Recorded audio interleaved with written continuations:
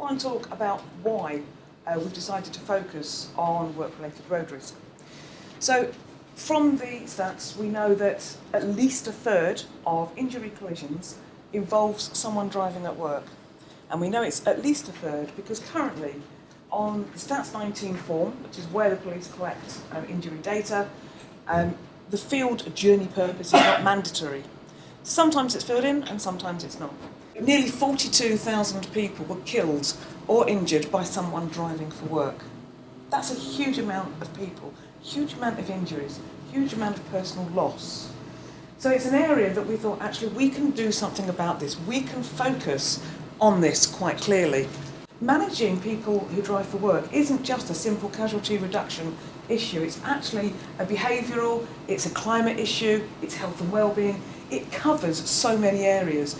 And we thought this is a thing to really focus on because it's not just about the road safety, it is much wider as well. It's about the health of individuals, it's about the health of companies, organisations, and ultimately the economic health of our nation. We've had our first meeting of the National Work-Related Road Risk Development Group. That was back in November. Because listening to some of the professionals that I was dealing with, it was clear that the same problems were coming up time and time again. I asked one of the traffic commissioners why organisations lose their own licence.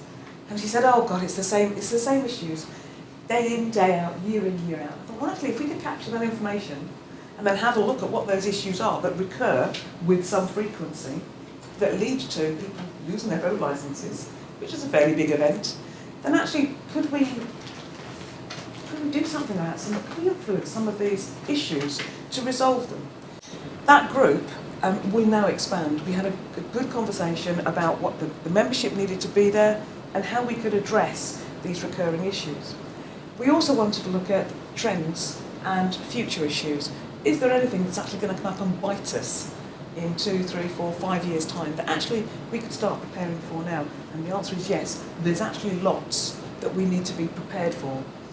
So that group is going to be hugely influential in being able to inform and help influence policy and what we do.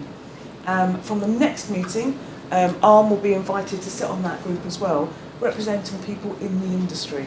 So that's a real positive step forward.